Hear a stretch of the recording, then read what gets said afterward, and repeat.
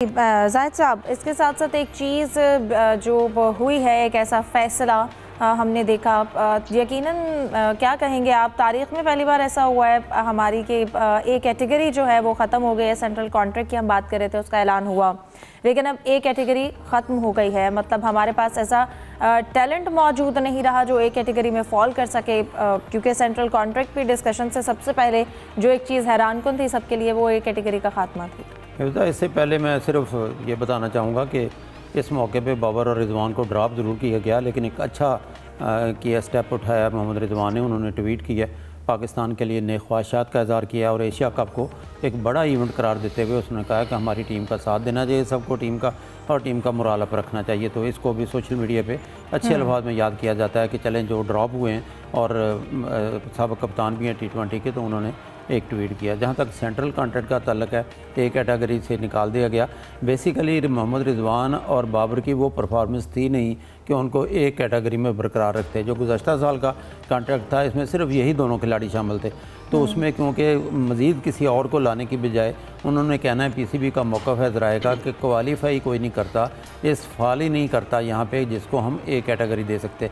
क्योंकि B category में जो हमारे सोर्सेज हैं वो बताते हैं तकरीबन 52 लाख रुपया मिलता है उनको माहाना मुशायरा, और फिर C और D में इजाफा किया गया है, 20 को 25 किया गया है, 12 लाख को 15 लाख कर दिया गया। तो एक कैटेगरी है वैसे शर्मिंदगी इस हवाले से कि हमारा इतना बड़ा मुल्क है, क्रिकेट लवर हैं, इतनी बड़ी टीमें हैं, इतने चेयरमैन यहाँ बदल चुके हैं, कोचेज़ आ चुके हैं, 50-50 लाख रुपया हम जो है यहाँ हमने मेंटोर को भी दिए हैं, लेकिन क्या हमने ऐसे प्लेयर ही तैयार नहीं कर सके जो हमें एक कैटेगरी में फॉल करते हैं, हम फ़ख्र से कहते। और ये वाकई एक मजाक ही लगता है कि जब से सेंट्रल कॉन्ट्रैक्ट शुरू हुआ है कि हमारे जो है ना उसमें कोई इस काबिल ही नहीं है खिलाड़ी जिसको समझा गया जिसको हम एक कैटेगरी में देते। और लेकिन अगर निचले सेंट्रल कॉन्ट्रैक्ट का इसका जायज़ा लिया जाए, ये बात यहाँ तक कम अज़ कम मैं मानता हूँ कि एक कैटेगरी को जो ख़त्म किया गया है, अगर कोई फ़ाल ही नहीं करता वहाँ पे T20 आप खिलाना नहीं चाहते बाबर और रिजवान को, तो फिर उनको ख़त्म करने का फैसला किया होगा। लेकिन जो B, C और D कैटेगरी है उसमें काफ़ी जूल है, जो बड़े सर जोड़ कर बैठे होंगे, क्योंकि ज़ाहिर है क्रिकेट बोर्ड ने ये तो नहीं बताया कि ये किसने बनाया, आकब ने, माइक हैसन ने, सिलेक्टर्स ने, या किसकी राय शामिल थी। इसमें बड़ा ही अजीब लगता है कि शान मसूद जो टेस्ट का कप्तान है उसको आपने तनज़ली करके D में कर दिया, और तनज़ली उसकी भी है, नसीम शाह की भी। फिर आपने नुमान और साजिद को भी रखा हुआ, जो टेस्ट प्लेयर हैं उनको ऊपर होना चाहिए। कामरान गुलाम ने क्या कसूर किया था, उसका टेस्ट का प्लेयर है, उसको आपने बिल्कुल निकाल दिया। अभी 3 साल पहले आमिर जमाल जो है उसको कहा जाता था ये फ्यूचर का बेहतरीन प्रॉस्पेक्ट है, उसको भी आपने निकाल दिया।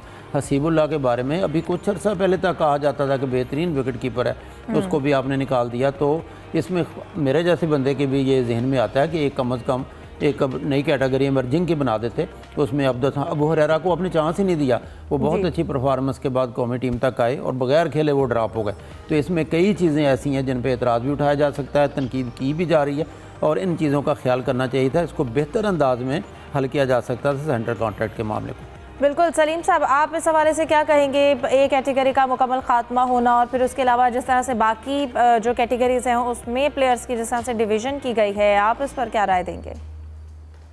देखिए, बात यह है कि इस वक्त ठीक है, परफॉर्मेंस अच्छी नहीं है बाबर की। पहले वो एक कैटेगरी में थे, एक कैटेगरी खत्म कर दी, यानी बाबर की वजह से शायद खत्म की है।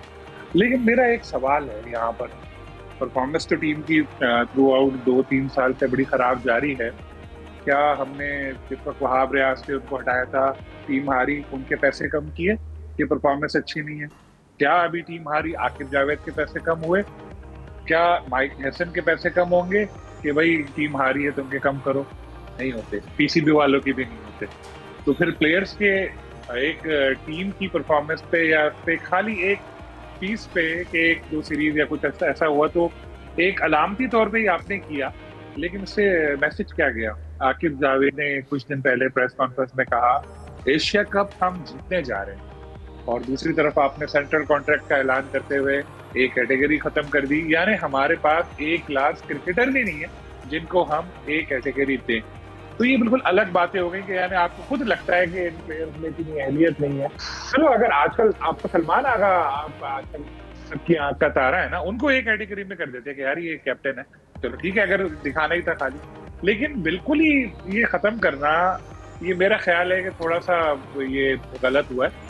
एक जो बड़े प्लेयर हैं, जो बड़े नाम हैं, उनको आपको रखना चाहिए, क्योंकि बाबर आज चले आउट ऑफ फॉर्म है, काफी अर्से नहीं की उन्होंने 2 साल से सेंचुरी, लेकिन इतने अरसे बाद तो कोई सही प्लेयर हमें मिला है, हमें चाहिए कि कॉन्फिडेंस लगे। वैसे ही इतना बेचारे का लो कॉन्फिडेंस हो गया है कि अभी यूसुफ अंजुम साहब भी बॉलिंग करें तो शायद आउट कर दें उसको, तो उसका इस तरह की चीजों से ना और कॉन्फिडेंस उसका खराब हो रहा है। और फिर ये हो रहा है कि भाई वो बाबर बेचारा मेंटली वो जब भी तो टीवी पे बैठ के जो लोग होते हैं वो इस तरह की बातें कर रहे हैं कि उसको रिटायर हो जाना चाहिए, ऐसे मशवरे दे रहे हैं, तो ये गलत है। मेरा ख्याल है कि एक आध प्लेयर को आपको अगर रख लेते तो उसमें कोई ऐसी चीज नहीं थी। फिर जिस तरह अभी जाहिद मसूद साहब ने भी जिक्र किया कि जो कैटेगरीज हैं और वो किस तरह से हैं, देखिए शादाब खान इंजर्ड है, उन्होंने कितने क्रिकेट खेली है लेकिन उनको लिया है सेंट्रल कॉन्ट्रैक्ट में, माइक हैसन को पसंद है। कई और ऐसे इस्लामाबाद यूनाइटेड के प्लेयर्स हैं, माइक हैसन को पसंद है। हमारे बैन स्टोक्स, फहीम अशरफ साहब, इन्होंने इस साल 9 T20 खेले, 9 T20 में 93 गालिबन रन है और 6 विकेटें हैं, तो इतने अजीम प्लेयर को सेंट्रल कॉन्ट्रैक्ट दिया उन्होंने। और भी कई इस तरह के प्लेयर हैं, शान मसूद का जिक्र हुआ, एक आपका टेस्ट कैप्टन है जिसने इस साल टेस्ट क्रिकेट में जितने भी मैचेस हुए हैं नंबर 2 है ज्यादा रन बनाने वाले प्लेयर में, तो एक नंबर 2 प्लेयर है आपका, टेस्ट कैप्टन है, आपने उसको डी कैटेगरी में उठा के भेज दिया।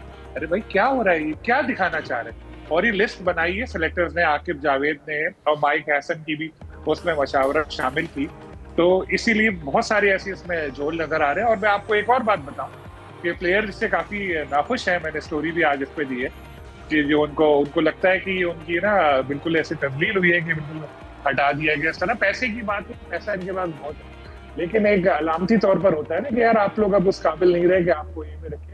कुछ प्लेयर्स ने तो ये भी सोचा कि सेंट्रल कॉन्ट्रैक्ट तो कबूल ही नहीं करे, लेकिन मुझे पता है कि ऐसा होगा नहीं, क्योंकि आजकल पोजीशन प्लेयर्स की वीक है, वो इस तरह से करेंगे तो बोर्ड उनको बाहर कर देगा। वैसे लीगली बाउंड नहीं है, सेंट्रल कॉन्ट्रैक्ट साइन किए बगैर भी आप मुल्क की नुमाइंदगी के अहम होते हैं। खैर अभी हो गया तो हो गया, लेकिन इसका बहुत नेगेटिव इम्पैक्ट आएगा एशिया कप से पहले। या तो आप अनाउंस ही नहीं करते, या करते तो जरा सोच समझ के डिसीजन लेते।